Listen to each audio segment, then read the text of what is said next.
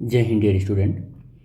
इस लेक्चर में हम लोग बात करने वाले हैं रेजोनेंस की। तो रेजोनेंस क्या होता है उस पर हम लोग डिस्कस करते हैं, ठीक है। तो इससे पहले हमने देखा था 3 तरीके के वाइब्रेशंस होते हैं। एक नेचुरल वाइब्रेशन देखा, फिर हम लोगों ने एक देखा कि डैम्प्ड वाइब्रेशन, फिर हम लोगों ने एक देखा फोर्स्ड वाइब्रेशन। नेचुरल वाइब्रेशन में हमने कहा केवल रिस्टोरिंग फोर्स, इसमें 2 फोर्स लगा, restoring force as well as frictional force, और इसमें 3 फोर्स लगा, रिस्टोरिंग फोर्स, फ्रिक्शनल फोर्स और ड्राइवन फोर्स। तो यहाँ पर हम लोगों ने एक चीज़ और देखा था। क्या देखा था कि frequency of the periodic force जो थी उसकी फ्रीक्वेंसी जस्ट इक्वल थी frequency of the oscillating particle की। यानी कि ये ड्राइवन फोर्स की फ्रीक्वेंसी नेचुरल फ्रीक्वेंसी के इक्वल था, और वो भी इधर उधर नहीं, स्लाइटली इक्वल नहीं है, एग्जैक्ट इक्वल थी, एग्जैक्ट इक्वल थी। तो जब एग्जैक्ट इक्वल थी तो उस कंडीशन को हमने कहा कि ये है रेजोनेंस। क्या है ये है रेजोनेंस। तो resonance is the special condition of the forced vibration, and in this condition we will read here या we will study here the frequency of the driven periodic force is just equal to the frequency of natural vibration। वो यही condition को ही हम resonance बोलते हैं, इसी condition को हम क्या बोलते हैं, रेजोनेंस बोलते हैं। अब एग्जैक्टली रेजोनेंस क्या है वो आप समझ चुके हैं। यह एक स्पेशल केस जो है किसका, फोर्स्ड वाइब्रेशन का। ये एक स्पेशल केस है फोर्स्ड वाइब्रेशन का, ठीक है। तो frequency of the external periodic force is equal to the natural frequency of the vibrating body, equal होना चाहिए, इसी को रेजोनेंस बोलते हैं। यानी कि अगर आप कंक्लूजन निकालेंगे इससे, तो कंक्लूजन निकल कर आएगा कि amplitude of the resonance depend upon the frictional force. Frictional force की ऊपर डिपेंड करता है रेजोनेंस की का एम्पलीट्यूड, ठीक है। In case of resonance amplitude is large, कह रहा है रेजोनेंस के केस में एम्पलीट्यूड लार्ज होता है। हम 1-2 एक्सपेरिमेंट की भी बात करेंगे, वहाँ पर आपको थोड़ा बताएंगे कि एम्पलीट्यूड कैसे रेजोनेंस की कंडीशन में लार्ज हो जाती है, ठीक है। डेफिनेशन क्या लिखेंगे इसका, तो डेफिनेशन लिखने की कैसे सेट करेंगे उसको देखते हैं। कह रहा है कि when the frequency of the external applied periodic force of the body equal to the natural frequency, कह रहा है नेचुरल फ्रीक्वेंसी से जस्ट इक्वल होना चाहिए अप्लाइड एक्सटर्नल पीरियोडिक फोर्स की फ्रीक्वेंसी, और कह रहा है body radially begin to vibrate with an increased amplitude, और फिर वो उस इंक्रीज्ड एम्पलीट्यूड के साथ बॉडी मतलब अपने वाइब्रेशंस को कंटिन्यू रखे, और this phenomenon is known as resonance. इस फिनोमिना को जो रेजोनेंस बोलते हैं, और this vibrations of large amplitude are called resonant vibration. और इस लार्ज एम्पलीट्यूड के वाइब्रेशंस को हम क्या बोलते हैं, रेजोनेंट वाइब्रेशंस बोलते हैं। और नेचुरल वाइब्रेशन की फ्रीक्वेंसी n है, फोर्स्ड वाइब्रेशन की फ्रीक्वेंसी f है। तो n किसके इक्वल होना चाहिए, f के इक्वल होना चाहिए, एग्जैक्टली इक्वल होना चाहिए, ऐसा नहीं कि स्लाइटली इक्वल हो, एग्जैक्टली इक्वल होना चाहिए। अगर n is greater than, natural frequency forced frequency से ज़्यादा हो और नेचुरल फ्रीक्वेंसी फोर्स्ड फ्रीक्वेंसी से कम हो, तो इन दोनों केसेस में कोई भी रेजोनेंस नहीं होगा, कोई रेजोनेंस नहीं होगा, केवल और केवल रेजोनेंस इसी केस में होगा। यानी कि this is the special condition for the resonance, ठीक है, यही होगा। अच्छा, रेजोनेंस जब हो जाता है ना, तो किसी वेव की एनर्जी क्या होती है उसका फार्मूला भी हमने मेंशन कर दिया है। उसकी total energy E is equal to कितना होता है, 4π² m omega square A square. 4 अपने आप में एक कांस्टेंट है, पाई एक कांस्टेंट है, 3.14 वैल्यू होती है। m जो है mass of the oscillating body है। ओमेगा क्या है, एंगुलर फ्रीक्वेंसी है। ओमेगा क्या है, एंगुलर फ्रीक्वेंसी है। इसको क्या बोलेंगे हम, एंगुलर फ्रीक्वेंसी। क्या बोलेंगे इसको, एंगुलर फ्रीक्वेंसी, एंगुलर फ्रीक्वेंसी। अब एंगुलर फ्रीक्वेंसी है तो ओमेगा इज इक्वल टू क्या फार्मूला होता है, 2πf होता है।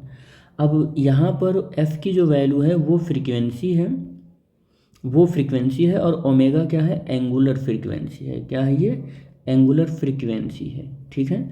और ए क्या है, ए एम्पलीट्यूड है। ए क्या है, एम्पलीट्यूड है, एम्पलीट्यूड है, ठीक है। तो ये फार्मूला बन जाएगा। ठीक, अच्छा ओमेगा का फार्मूला और भी बन सकता है कि 2 पाई और एफ की वैल्यू होती है 1/t, तो 2 पाई बाई टी भी एक फार्मूला होता है जहाँ पर टी टाइम पीरियड होता है, ये भी याद रखना, टी टाइम पीरियड होता है। ठीक है, आगे बढ़ते हैं हम लोग। कह रहा है एट द रेजोनेंस, रेजोनेंस होने पर होगा क्या, एक लाउड साउंड आपको सुनाई पड़ेगा। और ये लाउड साउंड क्यों सुनाई पड़ेगा, because body vibrating with the very large amplitude, ऐसा इसलिए होगा क्योंकि बॉडी जो ऑक्सीलेट कर रही है उसका एम्पलीट्यूड बढ़ जाएगा, जिससे कि साउंड आपको लाउड सुनाई पड़ेगा। और लाउड सुनने के पीछे रीज़न यही है कि मीडियम में लार्ज एनर्जी ऑफ अमाउंट वो ट्रैवल करने लगती है। ठीक है, उस कंडीशन पर, पर्टिकुलर कंडीशन पर जिस पर एम्पलीट्यूड बहुत ज़्यादा इंक्रीज हो जाती है, लार्ज हो जाती है। तो एम्पलीट्यूड के लार्ज होने की वजह से मीडियम में huge amount of energy supply हो जाती है, जिससे कि हमको लाउड साउंड सुनाई पड़ता है।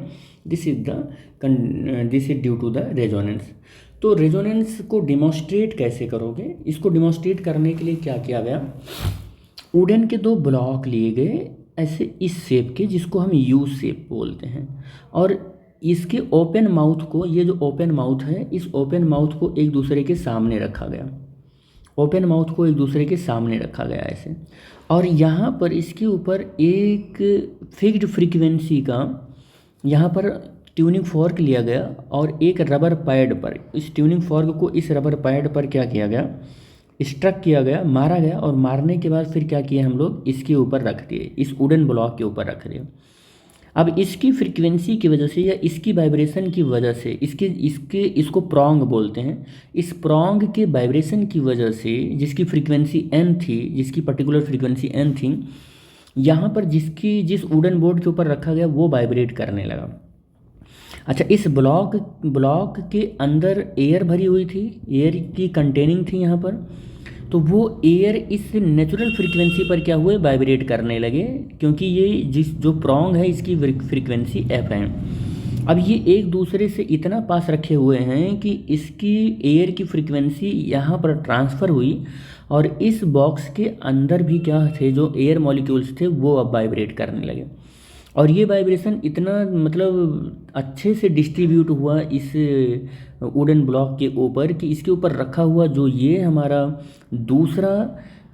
जो ट्यूनिंग फॉर्क था, और इस ट्यूनिंग फॉर्क की भी फ्रीक्वेंसी एन ही थी जो कि पहले से, तो हम देख रहे हैं कि वो भी वाइब्रेट होने लगता है, और एक ऐसी कंडीशन आती है कि जिस टाइम पर इसकी फ्रीक्वेंसी वाइब्रेशन की इसकी फ्रीक्वेंसी के जस्ट इक्वल हो जाता है, बिकॉज अब ये दोनों सेम फ्रीक्वेंसी पर ही बने हुए हैं, तो हम देखते हैं कि एक बहुत लाउड साउंड सुनाई पड़ता है जिसका एम्पलीट्यूड बहुत बढ़ा हुआ समझ में आ जाता है, और फिर हम उस कंडीशन को बोलते हैं कि ये क्या है,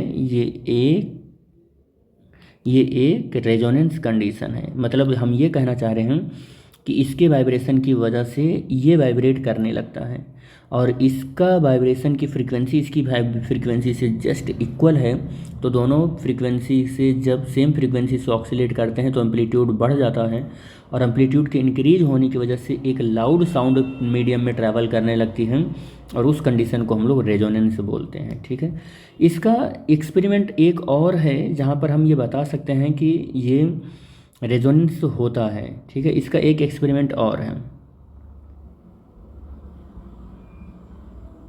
चलो, और वो है यहाँ पर forced and resonant vibration of the pendulum. देखो क्या है, यहाँ पर मैं बात करता हूँ। हमने क्या किया, एक रबर की स्ट्रिंग ली और 2 पॉइंट पर हमने उसको क्या किया, फिक्स कर दिया। उन फिक्स पॉइंट का नाम है P और एक का नाम है Q। एक का नाम P है, एक का नाम है Q। और रबर स्ट्रिंग हमने इसलिए लिया क्योंकि ये एक इलास्टिक मटेरियल है, तो यहाँ पर अगर कोई भी डिस्टर्बेंस देंगे तो वो डिस्टर्बेंस इक्वली इस पूरे स्ट्रिंग में डिस्ट्रीब्यूट हो जाएगा। ये कहने को नहीं रहेगा कि कहीं पर ज़्यादा फोर्स लगा और कहीं पर कम फोर्स लगा, तो दोनों जगह पर फोर्स क्या है, सेम रहेगा। तो सेम मतलब हर एक जगह पर फोर्स सेम रहेगा, तो इसलिए हमने यहाँ इलास्टिक रबर स्ट्रिंग ले ली। रबर स्ट्रिंग के P वाले एंड के पास मैंने एक पेंडुलम लगा दिया, उस पेंडुलम का नाम है A, और हमने एक दूसरा पेंडुलम लगाया थोड़ा सा इस P से दूर और A के राइट हैंड साइड में, जिसका नाम है C। और इस दोनों पेंडुलम के राइट में एक और कुछ दूरी पर पेंडुलम हमने इस स्ट्रिंग से यहाँ पर टाइड किया, जिस पेंडुलम का नाम है B। और राइट हैंड साइड में अगेन एक पेंडुलम और हमने यहाँ पर ऐड किया, इस सिस्टम में, जिसका नाम है डी। याद रहे कि इन सारे पेंडुलम्स के बॉब को हमने सेम साइज़ का रखा है, लेकिन इनकी लेंथ को हमने थोड़ा सा चेंज किया है। हमने ए और बी वाले पेंडुलम के लेंथ को सेम रखा और सी वाले लेंथ को हमने थोड़ा सा शार्ट किया बी और ए और डी के रिस्पेक्ट में, और डी के लेंथ को हमने थोड़ा सा ज़्यादा यहाँ पर कर दिया, यानी कि डी का लेंथ ज़्यादा है। तो हम ये देखेंगे इसका और इसका लेंथ सेम है, तो हमको रिजल्ट ये मिलेगा कि pendulum of the A and pendulum of the B का लेंथ सेम है। और अगर हम पेंडुलम ए और पेंडुलम बी की फ्रीक्वेंसी की अगर अब बात करें, क्योंकि फ्रीक्वेंसी लेंथ के ऊपर डिपेंड करती है, फ्रीक्वेंसी लेंथ के ऊपर डिपेंड करती है, ठीक है, तो हम ये कहेंगे कि इनका अगर लेंथ हमने सेम रखा है तो इनकी दोनों की फ्रीक्वेंसी भी सेम ही होगी, यानी एन ए की फ्रीक्वेंसी एन बी की फ्रीक्वेंसी के क्या होगा, इक्वल ही होगा, ठीक है, इक्वल ही होगा। तो जब इनकी फ्रीक्वेंसी दोनों की सेम हो जाएगी लेंथ के सेम होने की वजह से, तो हम जरा देखें कि सी वाले की फ्रीक्वेंसी क्या होगी। तो सी वाले की फ्रीक्वेंसी के लिए अगर आप देखें तो एफ सी, तो उसका लेंथ हमने क्या देखा है कि लेंथ उसका सबसे कम है, तो लेंथ उसका सबसे कम है तो फ्रीक्वेंसी उसकी सबसे ज़्यादा हो जाएगी। लेकिन हम अगर डी वाले की बात करें तो उसका लेंथ सबसे ज़्यादा है, डी वाले का लेंथ सबसे ज़्यादा है तो उसकी फ्रीक्वेंसी सबसे कम हो जाएगी, उसकी फ्रीक्वेंसी सबसे कम हो जाएगी। तो अगर मैंने ए को यहाँ पर डिस्टर्ब करके इसकी इक्विलिब्रियम कंडीशन से छोड़ दिया है, ए को डिस्टर्ब करके छोड़ दिया है, तो ए का ऑक्सीलेशन होगा तो वो डिस्टर्बेंस धीरे धीरे धीरे धीरे बी पर सी पर पहुँचेगा और सी ऑक्सीलेट करेगा और फिर धीरे धीरे ऐसे बी पर पहुँचेगा, फिर डी पर पहुँचेगा। लेकिन बी और सी में देखो कि बी ए अपने ऑक्सीलेशन को डिक्रीज कर रहा होगा, बी अपने ऑक्सीलेशन को इंक्रीज कर रहा होगा, लेकिन एक टाइम पर ऐसा आएगा कि दोनों की फ्रीक्वेंसी सेम हो जाए, दोनों की फ्रीक्वेंसी क्या हो जाए, सेम हो जाए। और जिस टाइम पर दोनों की फ्रीक्वेंसी सेम हो जाएगी, दोनों सेम डायरेक्शन में ऑक्सीलेट करेंगे और सेम टाइम पीरियड से ऑक्सीलेट करेंगे, और उस कंडीशन को हम बोलेंगे कि ए बी के साथ रेजोनेंट हो गया, और वे उस टाइम जो फ्रीक्वेंसी होगी वो रेजोनेंट फ्रीक्वेंसी होगी, ठीक है। लेकिन हम बिहेवियर क्या देखेंगे, बिहेवियर ये देखेंगे कि एल ए और एल वी का लेंथ सेम होने से इसकी फ्रीक्वेंसी तो सेम आएगी, लेकिन एल ये वाला लेंथ बड़ा होने की वजह से इसकी फ्रीक्वेंसी क्या होगी, कम आएगी।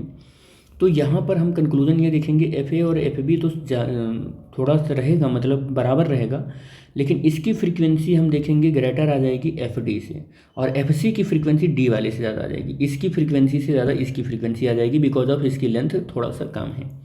और हम ये रिजल्ट में देखेंगे कि सबसे ज़्यादा जो फ्रीक्वेंसी रहेगी वो सी की रहेगी ए और बी की कंपैरिजन में, और ए और बी की फ्रीक्वेंसी डी से ज़्यादा रहेगी, और लेंथ डी की ज़्यादा रहेगी बी और सी से, और लेंथ सी की कम रहेगी बी और सी से, ठीक है। तो ये यहाँ पर एक एक्सपेरिमेंट से आप पता चल जाएगा कि रेजोनेंट हो रहा है, और रेजोनेंट किसके बीच हो रहा है, ए और बी के बीच में हो रहा है, सी और डी के बीच में नहीं हो रहा है, ठीक है। एक और अपने पास एक्सपेरिमेंट है, इसे हम रेजोनेंट ट्यूब एक्सपेरिमेंट भी बोलते हैं और रेजोनेंस इन एयर कॉलम भी बोलते हैं। इसमें होता क्या है, एक सेटअप होता है जो आपको डायग्राम में दिख रहा होगा, ये सेटअप होता है, एक स्टैंड होता है, इस स्टैंड में कापर का एक बेसल्स होता है और इस बेसल्स में स्केल लगे हुए होते हैं, और इसमें हम वाटर भर देते हैं और इस बेसल्स के बॉटम से एक ट्यूब, यहाँ पर नैरो होल होता है, उधर से एक ट्यूब ऐसे कनेक्टेड होता है, और इधर का भी एक कापर का बेसल से लगा हुआ होता है, कॉपर बेसल से लगा हुआ होता है, जिसका कनेक्शन एक स्टैंड से होता है। ये दोनों stand over the earth surface ऐसे रखा हुआ होता है। तो होता क्या है कि ये वाटर का एक रिजर्वायर होता है, और इस स्टैंड पर ये अप एंड डाउन हम मूव कर सकते हैं फ्रीली, चाहे जैसे। इसको भी हम अप एंड डाउन मूव करा सकते हैं, लेकिन हम अपने प्रैक्टिकल करने के दौरान इसको थोड़ा सा फिक्स रख रहे हैं। और इसमें हमने वाटर भर लिया, इसमें हमने क्या भर लिया, वाटर भर लिया, और वाटर भरने के बाद हमने क्या किया, एक ट्यूनिंग फॉर्क ली, जिसको रबर पैड पर हमने क्या किया, स्टक किया, मारा, और मारने के बाद हम इस बेसल्स के यहाँ पर माउथ पर, ओपन माउथ पर हम इस वाइब्रेटिंग ट्यूनिंग फॉर्क को लेकर आते हैं। तो इस वाइब्रेटिंग ट्यूनिंग फॉर्क से जो साउंड निकल रहा है वो साउंड क्या होगा, इस एयर से होते हुए वाटर की सरफेस पर पहुँचेगा।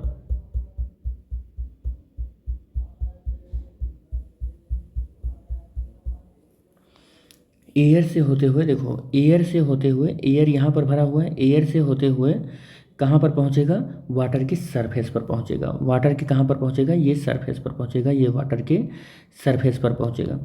अब यहाँ पर मैं अलग एक जगह बनाकर दिखा रहा हूँ कि एयर से होते हुए वाटर के सरफेस पर पहुँच रहा है।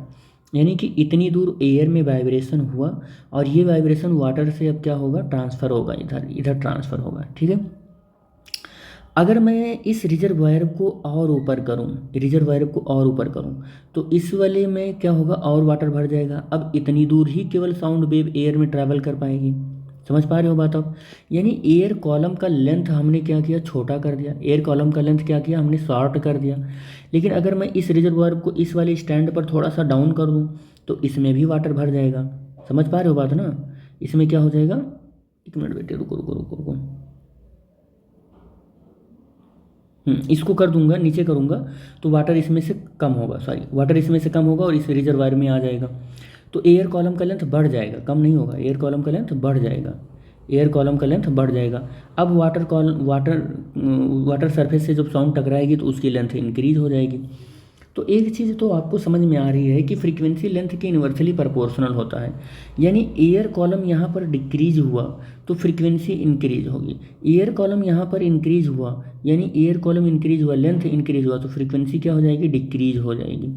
तो यहाँ पर हम क्या करते हैं कि ऐसे कंडीशन करते करते हम देखते हैं कि कोई ना कोई एक ऐसी कंडीशन मिलती है जहाँ पर फ्रीक्वेंसी बहुत बढ़ी हुई मिलती है। फ्रीक्वेंसी क्या होती है, बहुत बढ़ी हुई मिलती है, इंक्रीजेज फ्रीक्वेंसी मिलता है और उस इंक्रीजेज फ्रीक्वेंसी को हम लोग रेजोनेंस बोलते हैं। तो इस तरीके से भी हम प्रैक्टिकल परफॉर्म कर सकते हैं। हम लोग नेक्स्ट वीडियो में बात करेंगे और वो नेक्स्ट वीडियो में जिस टॉपिक पर बात करेंगे वो होगा difference between the forced and the resonant vibration.